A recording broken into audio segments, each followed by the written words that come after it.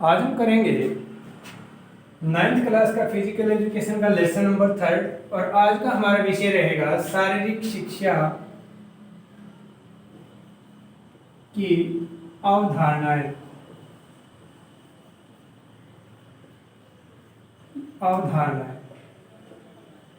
शारीरिक शिक्षा की अवधारणाएं। अब हम इसमें क्या पढ़ेंगे? अवधारणाओं का मतलब होता है मान्यताएं।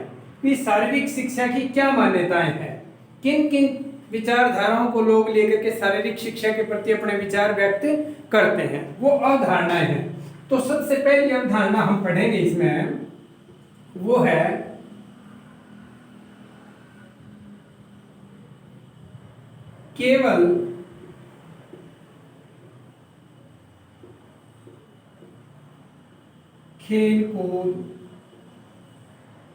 केवल खेल कूद करना।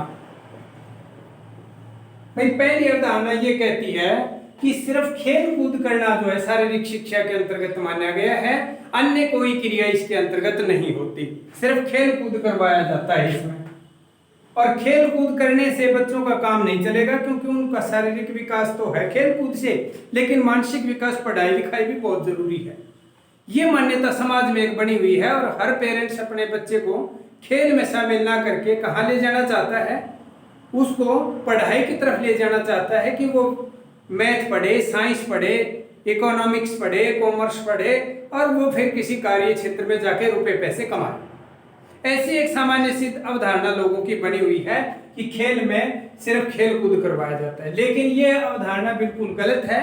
क्योंकि खेल शारीरिक शिक्षा केवल खेल कूद का काम ही नहीं करती, बल्कि उसका मानसिक विकास भी करती है। जब बच्चा खेल कूद करेगा, डेली एक्सरसाइज करेगा, तो उसका शरीर स्वस्थ रहेगा, और अगर उसका शरीर स्वस्थ है तो वो रेगुलर रूप से स्कूल जाएगा और वो पढ़ाई भी करेगा। खेल के साथ साथ वो अन्य विषयों का अध्ययन भी बड़े अच्छे तरीके से रेगुलर रूप से करेगा, और उसके ऊपर किसी प्रकार का मानसिक प्रेशर जो है वो भी नहीं पड़ेगा, क्योंकि खेल खेलने से उसकी जो मानसिक दबाव है, जो दिमागी परेशानियां हैं, वो दूर हो जाती हैं। तो ये मान्यता तो बिल्कुल ही गलत है। नंबर 2 है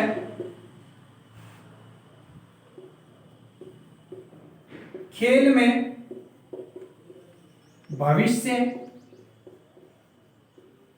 नहीं।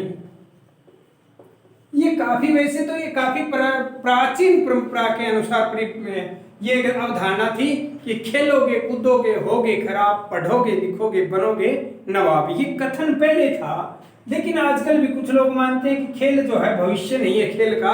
बहुत सारे खेल खिलाड़ी देखे होंगे जो थोड़े दिन खेल खेलते हैं, उसके बाद जो है वो खेल भी बंद कर देते हैं, ना पढ़ाई करते और किसी कार्य के नहीं रहते।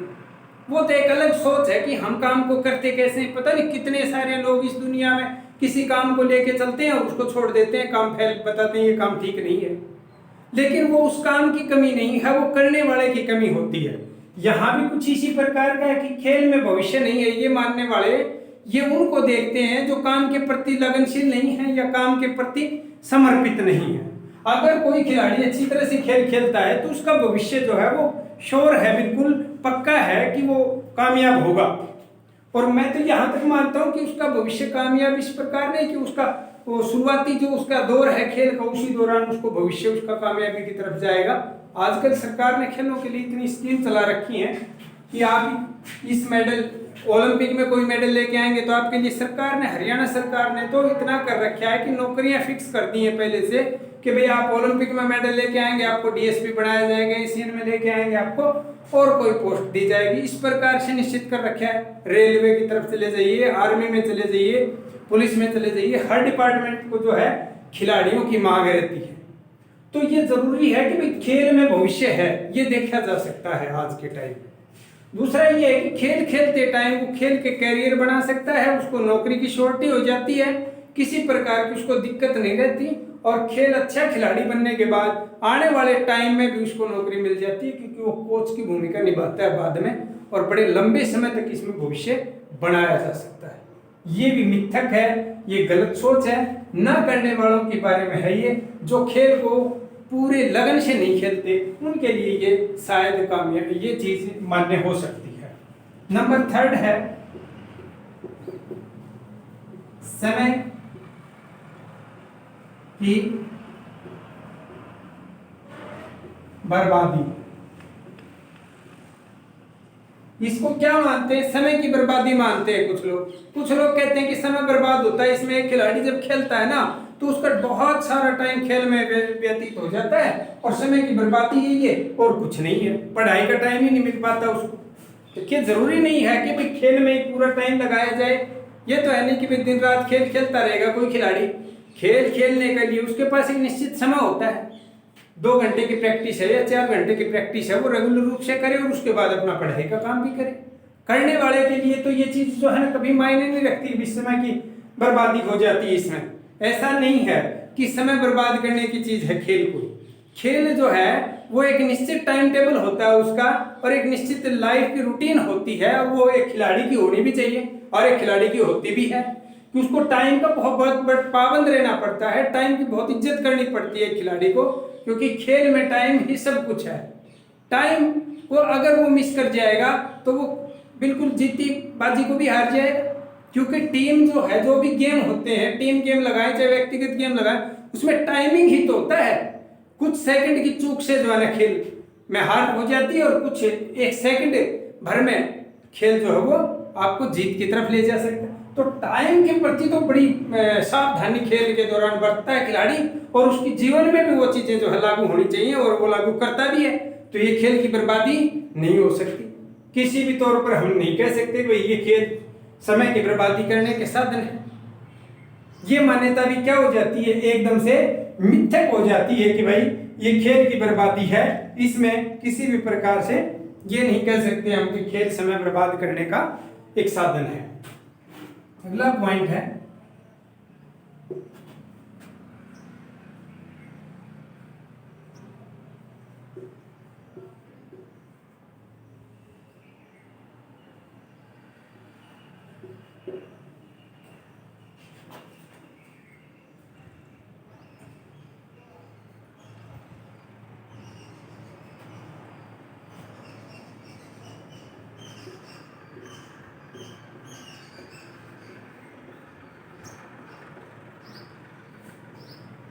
एक ये भी कथन है कि खेल में समय नहीं लगता।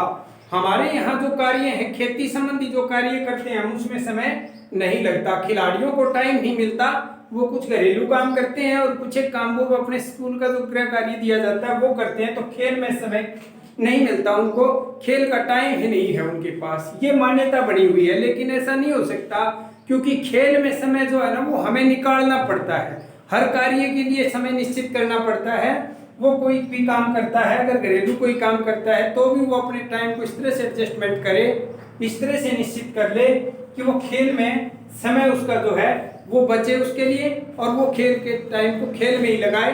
बाकी गृह कार्य के लिए वो अलग से टाइम अपना निर्धारित कर ले। इस प्रकार से अगर वो टाइम का पूरा अपना एडजस्टमेंट करके चलेगा तो खेल जो है उसका समय उसको मिल जाएगा। तो ये कुछ एक इस प्रकार की गलत धारणाएं हैं, कुछ एक गलत मान्यताएं हैं। एक ये भी है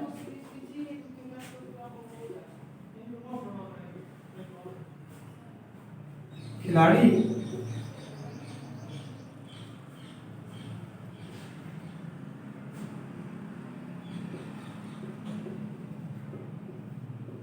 बिगड़ जाते हैं।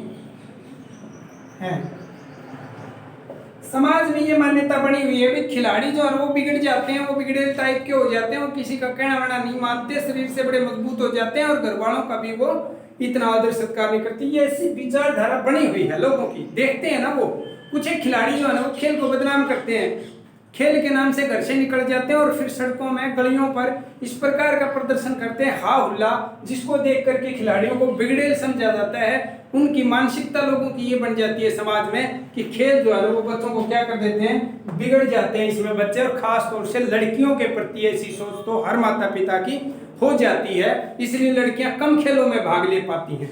तो खेल बिगाड़ते नहीं है, बल्कि खेल तो सुधारते हैं। अगर खेल को सही ढंग से खेला जाए तो खिलाड़ी के अंदर संयम की भावना, सहयोग की भावना, आपसी मेलजोल की भावना, ये नई नई चीजें, उसके अंदर नए नए गुण जो है वो उत्पन्न होते हैं, और खिलाड़ी अपने इन गुणों के द्वारा समाज में एक सभ्य नागरिक की भूमिका निभा सकता है। बहुत सारे खिलाड़ी आपने देखे होंगे समय के कितने पाबंद हैं, किसी की इज्जत बड़े छोटों की इज्जत करना वो कितना जानते हैं, किस प्रकार से सहयोगी रहते हैं, समाज के हर कार्य में वो अपना योगदान देना चाहते हैं। तो इस प्रकार से खिलाड़ियों को हम बिगड़ी हुई स्थिति में नहीं ले जा सकते कि भी खेल से बिगड़ जाते हैं। बिगड़ने वाले व्यक्ति तो बिना खेल के भी बिगड़ जाते हैं। तो ये गलत अवधारणाएं बनी हुई है समाज में। इन गलत अवधारणाओं को छोड़ करके हमें खेल के प्रति सच्चे मन और श्रद्धा से खेलों को शुरू करना चाहिए और पढ़ाई और बाकी कार्यों को भी टाइम देना चाहिए। वही एक अच्छा खिलाड़ी बन सकता है जिसने पूरा टाइम खेल के अंदर बिता दिया, खेल के नाम पर बिता दिया। खेल के अंदर भी नहीं कहूँगा, मैं ये कहूँगा कि खेल के नाम पर समय बर्बाद कर दिया उसने, और बाद में अगर उसने कामयाबी नहीं हासिल की तो लोग जो है उसको तो बुरा कहेंगे ही कहेंगे। बाकी आने वाले विद्यार्थियों को के लिए भी वो एक घातक सिद्ध होगा, एक इस तरह का उदाहरण हो जाएगा कि अन्य लोग अपने बच्चों को खेल के प्रति नहीं आगे बढ़ाएंगे। तो हम ध्यान दें इन बातों पर कि ये जो चीजें हैं ये बिल्कुल गलत हैं, किसी भी प्रकार की इनमें सच्चाई नहीं है। कुछ एक लोग खेल को सिर्फ पीटी मान लेते हैं। पीटी जो है ना वो खेल का एक अंग है, एक हिस्सा है, अपने आप में खेल नहीं है पूर्ण वो। तो ये कुछ एक गलत अवधारणाएं थी जो आज हमने समझी, और ऐसी ऐसी अवधारणाएं अब बदल चुकी हैं और खिलाड़ी जो है बड़ा नाम कमा रहे हैं, बहुत इज्जत कमा रहे हैं, और वो अपने खेल के प्रति समर्पित होकर के और अपने जीवन को सफल बना रहे हैं, कामयाबी की तरफ बढ़ा रहे हैं। तो आज का हमारा विषय यही था, शारीरिक शिक्षा की अवधारणाएं। हमारा लेसन नंबर जो 3 है वो आज कंप्लीट हो चुका है। अब हम लेसन नंबर 4 शुरू करेंगे। इसमें कोई क्वेश्चन अगर आपका रह जाता है, आपको ये लगता है कि ये क्वेश्चन नहीं हो पाया, तो आप मेरे पास मैसेज डाल दिया करो, मैं देख लूंगा उसको और अगले दिन मैं उसको करवा दूंगा अगर कोई चीज़ रह जाती है तो। मेरे हिसाब से ये कंप्लीट मैंने लेसन 3 करवा दिया है और 4th लेसन हम कल से शुरू करेंगे। आज के लिए